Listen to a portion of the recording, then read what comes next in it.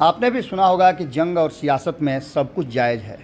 अब इस जायज़ को लेकर के चाहे जितनी भी रणनीतियाँ बना ली जाए, किसी भी तरह से सत्ता प्राप्ति के लिए राजनीति में और युद्ध में जीतने के लिए अपने कौशल दिखाए जाएँ, अपने हुनर दिखाए जाएँ, लेकिन कहीं ना कहीं अगर आपसे एक छोटी सी भी चूक हो जाती है तो ऐसी स्थिति में आपका सारा किया धरा ध्वस्त हो जाता है। बिहार और देश की राजनीति में भी चर्चाएं ज़बरदस्त चल रही हैं और 2024 की तैयारी को लेकर के जहां एक तरफ एनडीए ज़बरदस्त तैयारी कर रहा है तो वहीं महागठबंधन भी पीछे नहीं है। हालांकि महागठबंधन में इस बात को लेकर के अभी भी संशय की स्थिति बनी हुई थी कि क्या नरेंद्र मोदी के सामने कोई सर्वमान्य चेहरा आएगा।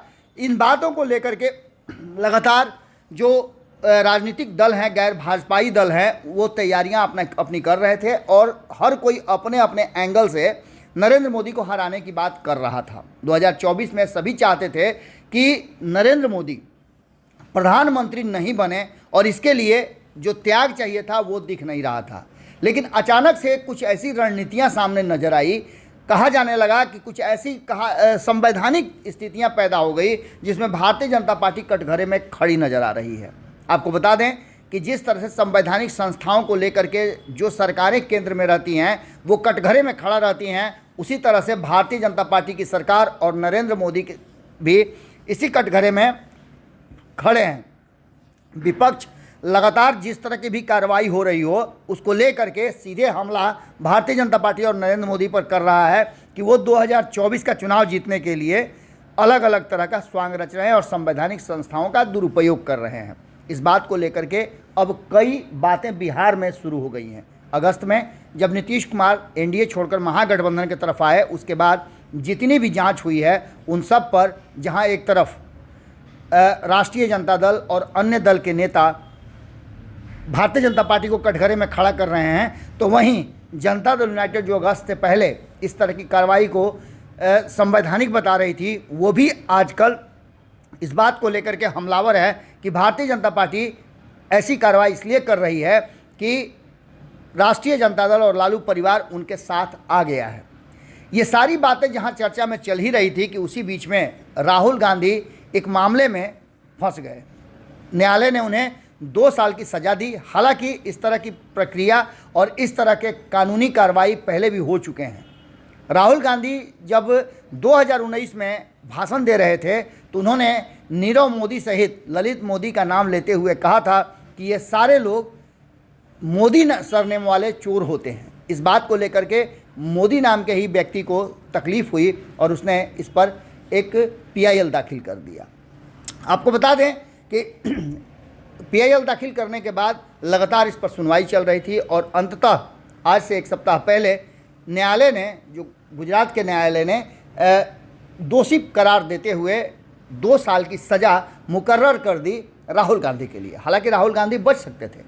ऐसे मामलों में कई बार कई राजनेता बच करके निकले हैं। बस सिर्फ करना इतना ही था कि उन्हें बिना शर्त माफ़ी मांगनी थी, लेकिन राहुल गांधी इसके लिए तैयार नहीं थे। उनके वकीलों ने भी इसके लिए उन्हें राय नहीं दी। इससे पहले कई ऐसी बातें हुई हैं जिसमें उन्होंने माफ़ी मांगा है, लेकिन इस बार ऐसा संभव नहीं हुआ और यही कारण है कि कोर्ट के निर्देश निकलने के बाद उनकी लोकसभा की सदस्यता भी समाप्त हो गई। अब जो वर्तमान स्थिति बन गई है उसको लेकर के कहा यह जा रहा है कि इसका फ़ायदा और घाटा किसे होगा किसे नहीं। तो इन्हीं बातों की चर्चा में चुनाव से पहले ही कहा यह जा रहा है कि भारतीय जनता पार्टी का डब्बा गोल हो गया है। नरेंद्र मोदी 2024 में पीएम नहीं बनेंगे, गेम पैक हो गया है और इस गेम पैक होने को लेकर के कहा यह जा रहा है कि विपक्ष ने जिस तरह की रणनीति बनाई है और राहुल गांधी पर होने वाली कार्रवाई को लेकर के, एक्शन को लेकर के सभी लगातार भारतीय जनता पार्टी को कटघरे में खड़ा कर रहे हैं। आपने ललन सिंह का भी सुना कि उन्होंने कहा कि 14 दल एक साथ खड़े होकर के और इसका प्रतिरोध करेंगे। यानी कि अब सीधे तौर पे ये लड़ाई जो है, जो बिखरी हुई विपक्ष थी, वो एकजुट होती नज़र आ रही है।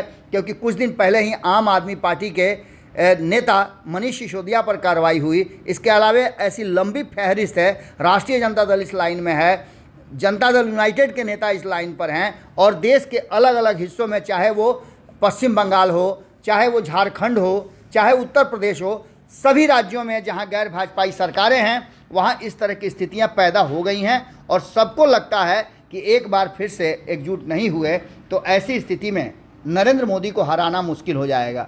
राहुल गांधी पर सज़ा का मुकर्रर होना और उनकी लोकसभा सदस्यता जाना कहीं ना कहीं इस बात की तरफ इशारा कर रहा है कि विपक्ष एक बार फिर से एकजुट हो रहा है और एकजुट विपक्ष कहीं ना कहीं भारतीय जनता पार्टी का डब्बा गोल करने के लिए काफ़ी होगा।